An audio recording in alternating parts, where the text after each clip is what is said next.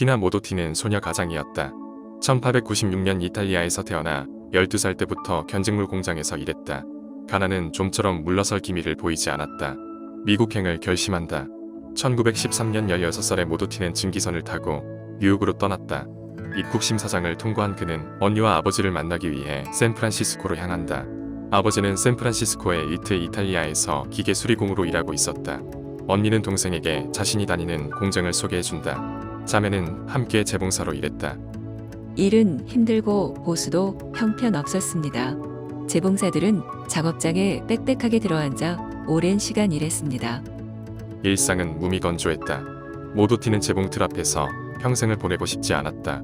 샌프란시스코 지역에 발행되는 이탈리아 신문을 열심히 읽었다. 1915년 파나마 태평양 박람회가 열린다는 소식을 접한 모도티는 박람회장으로 달려간다. 둥글게 형성된 산호초에 둘러싸인 이국적인 호수가 있는 미술관에서 열린 박람회는 인산인해였다. 18살의 모도티는 특히 조각회와 사진 작품들 앞에서 넋을 잃을 것만 같았다. 예사롭지 않은 모습으로 서 있는 모도티에게 한 청년이 말을 건넸다. 그림을 그리고 시를 쓰는 24살의 보헤미안 예술가 로베트 아브릴이시였다. 두 사람은 친구가 된다. 말이 잘 통했다. 서로에게 사랑을 고백했다. 하지만 모도티는 예술가의 연인이 아닌 예술가가 되고 싶었다. 1916년 모도티는 이탈리아 연극 동호회의 문을 두드렸다. 그는 연기에 재능이 있었다. 극단나 모데르나에서 배우 생활을 정식으로 시작했다. 1920년엔 할리우드에 진출한다. 영화 호랑이 가죽의 주연을 맡았다. 모델로도 큰 인기를 누렸다. 모도티는 빠른 속도로 성장하고 있었다. 반면 그의 연인 리시는 문학과 미술 사이에서 방황을 거듭하며 자신의 감정을 표현할 수 없는 비극에 몹시 괴로워했다. 두 사람은 점차 멀어졌다. 그는 결국 멕시코로 갔습니다. 거기에 아직 남아있는 과거의 아름다움과 매력에 이끌려서요. 1922년 리시는 멕시코에서 행사에 가까운 죽음을 맞이한다. 모도티는 충격과 시리에 빠진 채로 멕시코로 갔다. 연인의 장례를 치르고 샌프란시스코로 돌아온 그는 삶과 죽음의 의미를 곰곰이 따져보게 됐다. 무엇을 할 것인가? 배우로 자리를 잡았지만 자신이 진정 원하는 일인가에 대해선 회의적이었다. 문득 사진작가들의 모델로 일하며 그들이 요구하는 포즈를 할 때마다 자신이 직접 사진을 찍고 싶었던 기억이 떠올랐다. 당시로서는 파격적이었던 기법, 다시 말해 있는 그도를 보여주는 사진 세계를 구축한 에드워드 웨스턴에게 사진을 배우고 싶었다. 모도티는 모델도 배우도 아닌 에드워드 웨스턴의 조수로 새로운 삶을 시작한다. 모도티의 예술 감각은 탁월했다. 모도티는 멕시코에서 작업을 하고 싶었다. 사진작가에게 더없이 매력적인 공간이었다. 웨스턴 역시 새로운 도약을 모색하던 시점이었다. 두 사람은 멕시코에서 자신들의 예술 세계를 확장하기로 의기투합하고 1923년 멕시코로 향한다. 모도티와 웨스턴은 멕시코 수도와 가까운 콜로니아 후아레스에 정착해 사진관을 운영하며 생계를 꾸려나갔다. 당시 멕시코 사회는 혁명의 열기로 가득했다. 역동적인 만큼 혼란스러웠다. 무엇보다 미국과 멕시코의 예술계는 판이하게 달랐다. 두 사람에게 멕시코의 벽화 운동은 매우 인상적이었다. 디에고 리베라를 비롯한 멕시코의 진보적인 예술가들과 만나 예술과 정치를 주제로 열띤 토론을 자주 벌였다. 이즈음 모도티는 멕시코의 여성당 창설자인 엘레나 토레스를 만나 페미니스트들과 우정을 쌓았고 노동자 해방과 민족 해방을 지향하는 신문 엘 마치트 관계자들과도 뜻을 함께했다. 모도티는 1924년부터 웨스턴의 그늘에서 벗어나 독립적인 사진작가로 활동한다.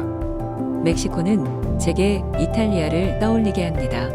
멕시코에서는 제가 멕시코인으로 느껴집니다. 반면 미국에서는 항상 제가 외국인이라는 생각이 들었습니다. 웨스턴은 달랐다. 웨스턴은 미국을 점차 그리워했다. 게다가 모도티의 독자적인 활동을 못마땅하게 여겼다. 웨스턴은 멕시코를 떠나기로 한다.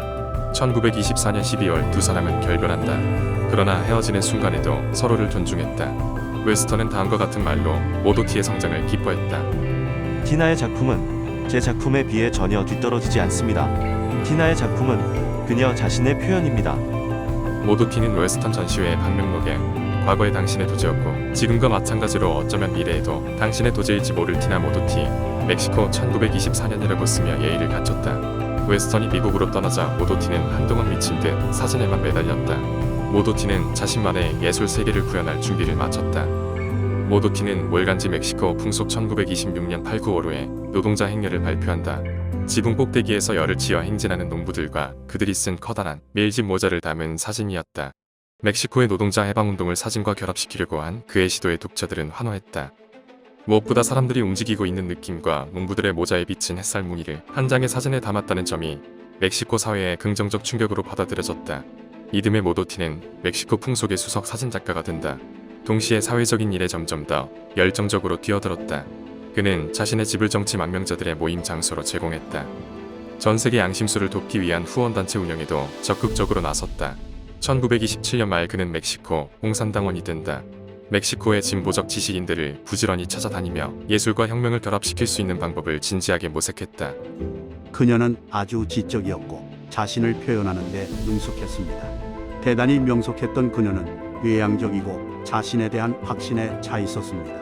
사람들이 그녀에게 금방 끌렸던 이유는 그녀가 사람 마음을 깊이 헤아릴 줄 알았기 때문입니다.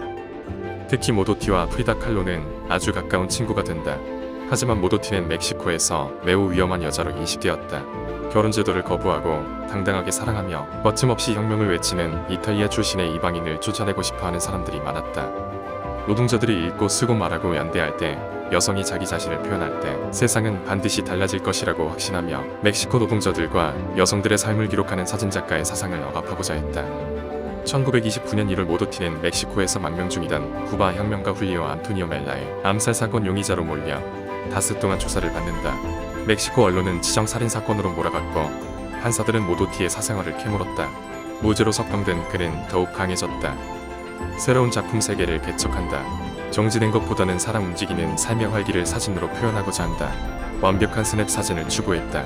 모베즈 사회에 흔적이 남아있는 후치탄과 페완테펙 지방에서 사진을 찍었다.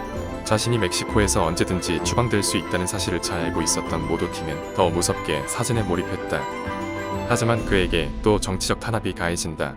1930년 2월 광신적인 로마 가톨릭 신자가 멕시코 대통령 당선자 오르티스 루비오에게 총을 쐈다. 정부는 대통령 암살 기도 사건을 공산당원 검거에 이용하기로 한다. 모도티는 또 체포돼 한동안 감옥에서 지내야 했다. 이어 그에게 추방 명령이 떨어졌다. 모도티는 독일로 떠났다. 유럽은 파시즘에 잠식당하고 있었다. 그는 깊이 절망했다. 광기의 시대의 사진을 찍는 것조차 망설여졌다. 1930년 10월에 모스크바에 도착했다. 역설적이게도 그는 혁명의 도시에서 큰 배신감을 느꼈다. 예술가들은 스탈린의 정책에 갈채를 보내는 치어리더가 되어야 했고, 그러지 않았다간 사회주의 리얼리즘이라는 도그마로 집요하게 공격하는 이들의 비난을 들어야 했습니다. 모도티는 소련 공산당의 공식 사진작가 자리를 거절했다. 개인 작업은 소련에서 허용되지 않았다. 1935년 모스크바를 떠나 내전 중인 스페인으로 향했다. 모도티는 인민전선의 승리를 위해 싸웠다. 1939년 뉴욕에 도착해 자신이 겪은 스페인 내전기를 출간했다. 미국에서 엘리너 루스벨트와 여러 차례 만나는 등 모도티는 진보 지시인들에게 환대를 받았다. 그러나 그는 안락한 생활 대신 기꺼이 가시밭길을 택한다. 모도티는 신분을 위장하고 멕시코로 다시 들어갔다. 모도티는 멕시코의 친구들과 재회했다. 그토록 열망했던 사진 작업에 바로 착수한다. 프랑스 철학자 드니 디드로의 책을 번역하는 일도 시작했다. 1942년 1월 모도티는 주멕시코 칠레 대사로 부임한 네루다의 집에 초대받는다. 모도티는 그곳에 모인 100여 명과 열띤 정치 토론을 한 뒤 비가 다 심장마비로 세상을 떠났다. 언론은 그의 사망 소식을 대서특필했다. 그러나 언론은 쿠바 공산주의자인 훌리오 안토니오 멜라와의 관계로 우리에게 널리 알려진 여자로 부르며 마지막까지 모도티를 모욕했다. 타살 의혹을 제기하는 사람들이 많았지만 모도티가 심장병을 앓고 있었다고 그의 동생이 밝히며 근거 없는 소문들을 일축했다. 1942년 3월 18일 멕시코 현대미술관에서 티나 모도티 회고전이 열렸다. 그의 친구들은 소장 중이었던 사진 50점을 전시하며 모도티를 추모했다.